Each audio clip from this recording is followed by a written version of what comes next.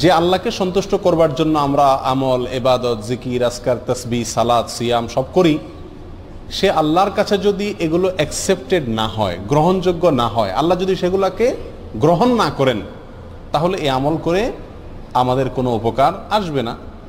আল্লাহর কাছে যে কোনো আমল গ্রহণযোগ্য হওয়ার জন্য মৌলিকভাবে তার কয়েকটা শর্ত আছে। তার ভিতরে 1 নম্বরের শর্ত হলো ঈমান থাকা। যদি কারোর ভিতরে ঈমানই না থাকে, সে যত ভালো কাজই করুক না কেন, আল্লাহর কাছে সেটা গ্রহণযোগ্য হবে না। দ্বিতীয়ত, যেটি মৌলিক শর্ত যে কোনো আমল আল্লাহর কাছে গ্রহণযোগ্য হওয়ার জন্য, সেটি হলো আমলটি নবী আলাইহিস সালাতু ওয়াস সালামের পদ্ধতি অনুযায়ী হতে হবে। এছাড়া অন্য কোনো মনগড়া পদ্ধতি অনুযায়ী করলে সে আমল আল্লাহর কাছে গ্রহণযোগ্য হবে না। তৃতীয় যে শর্ত আছে আল্লাহর কাছে যে কোনো আমল গ্রহণযোগ্য হওয়ার জন্য, সেটা হলো সে আমলটি করতে হবে ইখলাসের সঙ্গে, নিষ্ঠার সঙ্গে। এই আমলটি হবে শুধুমাত্র মালিককে খুশি করার জন্য, শুধুমাত্র আল্লাহকে খুশি করার উদ্দেশ্যে যদি করা হয়, সেটা হবে ইখলাসের সঙ্গে। এরপরেও ব্যক্তির ব্যক্তিগত কিছু চারিত্রিক ত্রুটির কারণে, কিছু দোষের কারণে, কিছু খারাপ স্বভাবের কারণে অনেক সময় এই শর্তগুলো থাকা সত্ত্বেও আল্লাহ সুবহানাহু ওয়া তাআলার কাছে আমল গ্রহণযোগ্য হয় না। এরকম 13 শ্রেণীর ব্যক্তির সঙ্গে আজকে আমরা পরিচিত হব। এই 13 ক্যাটাগরির কোনো একটিতে যদি আমরা কেউ থাকি, তাহলে ইবাদত কবুলের যে মৌলিক শর্ত আছে সেই শর্তগুলো পাওয়া সত্ত্বেও আল্লাহ সুবহানাহু ওয়া তাআলা আমাদের ইবাদত গ্রহণ করবেন না। তার ভিতরে 1 নম্বরে যে ব্যক্তির কথা বলবো, সেটি সুনানে নাসাইতে বর্ণিত। নবী আলাইহিস সালাতু ওয়াস সালাম বলেছেন, কোনো ব্যক্তি ইসলাম গ্রহণ করলেন, আগে তিনি অমুসলিম ছিলেন, ইসলাম গ্রহণ করার পরে যদি আবার সে শিরকে ফিরে যায়, আবার তিনি যদি শিরকে লিপ্ত হয়ে যান, তাহলে তার কোনো আমল আল্লাহ সুবহানাহু ওয়া তাআলা গ্রহণ করবেন না। যদি সে শিরকে লিপ্ত হওয়ার পরে তওবা করে আবার মুসলমানও হয়, তবুও তার আমল গ্রহণযোগ্য হওয়ার জন্য শর্ত হলো হাত্তা ইউফারিকাল মুশরিকিনা ইলাল মুসলিমিন। সে মুশরিকদের দল, মুশরিকদের দেশ, মুশরিকদের সমাজ ত্যাগ করে মুসলমানদের সমাজে আসার আগ পর্যন্ত তার কোনো আমল গ্রহণযোগ্য হয় না।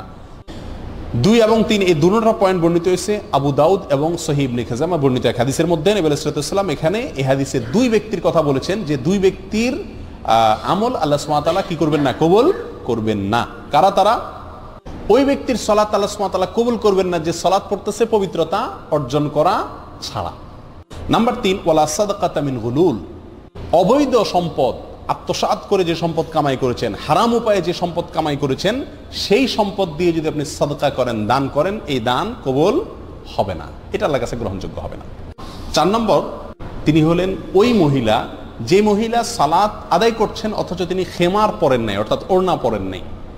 অর্থাৎ যেভাবে সতর ঢেকে সালাত আদায় করা দরকার, সেভাবে যদি সতর না ঢাকা হয়, তাহলে তার সালাত হবে না। 5 নম্বর, এটাও মেয়েদের প্রসঙ্গেই, ওই মেয়ের সালাত কবুল হবে না, আল্লাহ সুবহানাহু ওয়া তাআলা তার সালাতকে গ্রহণ করবেন না, অ্যাকসেপ্ট করবেন না, যেই মেয়ে সালাত পড়ার জন্য মসজিদে গেছেন সুগন্ধি ব্যবহার করে, স্প্রে করে। 6 নম্বর, 7 নম্বর, 8 নম্বর, এক হাদিসে 3 ব্যক্তির কথা একসঙ্গে বলা হয়েছে, যাদের সালাত আল্লাহ সুবহানাহু ওয়া তাআলা কি করেন না? কবুল বা গ্রহণ করেন না। আর সে হাদিসটি বর্ণিত হয়েছে সহিহ ইবনে হিব্বানে, ইবনে মাজাহ এবং আরো কয়েকটি হাদিসের কিতাবে। নবী আলাইহিস সালাতু ওয়াস সালাম বলেছেন, 3 ব্যক্তি আছে যারা নামাজ পড়লে তাদের নামাজটা মাথার 1 বিঘত উপরে উঠে না, আল্লাহর আরশ পর্যন্ত যাওয়া তো পরের কথা, অর্থাৎ তাদের এই সালাত আল্লাহর কাছে কবুল হয় না। সেই লোক কারা? হতভাগা। রাজুলুন আম্মা কওমান ওয়া হুম লাহু কারিহুন। 1 নম্বর হলেন ওই ব্যক্তি, যে ব্যক্তি কোন এলাকার মানুষের মসজিদের ইমাম, তিনি ইমামতি করেন, অথচ মুসল্লিরা তার উপরে অসন্তুষ্ট বলতে ন্যায়সঙ্গত কারণে অসন্তুষ্ট, কিন্তু যদি যুক্তিসঙ্গত কারণে লোকটা বেদাতি, লোকটা খারাপ মানুষ, লোকটার ভিতরে কোনো বদভ্যাস আছে, সেই কারণে যদি পাবলিক তার প্রতি অসন্তুষ্ট থাকে, তাহলে এই ব্যক্তি জেনে শুনিও পাবলিক আমার উপর অসন্তুষ্ট, আমার কোনো চরিত্রের দোষের কারণে, তারপরেও সেই ইমামতির আসন ধরে আছে, আঁকড়ে আছে, তো এই ব্যক্তির ব্যাপারে এই কথা আসছে যে তার সালাত তার মাথার 1 বিঘত উপরেও উঠে না, অর্থাৎ আল্লাহর কাছে কবুল হয় না। তাহলে দ্বিতীয় হলেন ওই স্ত্রী যিনি সারাটি রাত কাটিয়ে দিলেন অথচ তার স্বামী তার কারণে তার উপরে কি? অসন্তুষ্ট। যদি স্বামী অন্যায়ভাবে অসন্তুষ্ট হয় এবং তাকে সন্তুষ্ট করার কোনো জায়গা না থাকে, গোয়ার টাইপের হয়, তাহলে ভিন্ন কথা। 3 নম্বর, আব্দুন আবেক, ওই গোলাম বা কৃতদাস যে মালিক থেকে পালিয়ে গেছে, অনুমতি ছাড়া, কোনো তার সাথে চুক্তি ছাড়া তার থেকে পালিয়ে গেছে। তাহলে এই হাদিসে 3 ব্যক্তির কথা আমরা পেলাম, আর আগে 5 জনের কথা বললাম, তাহলে মোট 8 জনের কথা পেলাম যাদের সালাত বা ইবাদত আল্লাহর কাছে কি হয় না, গ্রহণযোগ্য হয় না। নাম্বার 9 নম্বর হলেন ওই ব্যক্তি যে ব্যক্তি মদিনার মতো শহর, আল্লাহ নবী আলাইহিস সালামের মুহাব্বতের শহর, সেই শহরে যে ব্যক্তি ফিতনা ফাসাদ করবে, সেই শহরে যে ব্যক্তি অশান্তি সৃষ্টি করার অপচেষ্টা চালাবে, এই ব্যক্তির কোনো আমল, নফল আমল, ফরজ আমল কিচ্ছু আল্লাহ তাআলা গ্রহণ করবেন না। এরপরে আসি 10, 11, 12 তিনটা পয়েন্ট আসছে এক হাদিসে, আর হাদিসটি বর্ণিত হয়েছে সহিহুল জামের ভিতরে, তাবরানীদের ভিতরে আসছে। নবী সাল্লাল্লাহু আলাইহি ওয়াসাল্লাম বলেছেন 3 হতভাগা ব্যক্তি আছেন যাদের কোনো ফরজ নফল কোনো আমল আল্লাহ সুবহানাহু ওয়া তাআলা, নফল বা ফরজ কোনো আমল আল্লাহ তাআলা গ্রহণ করবেন না। কারা তারা?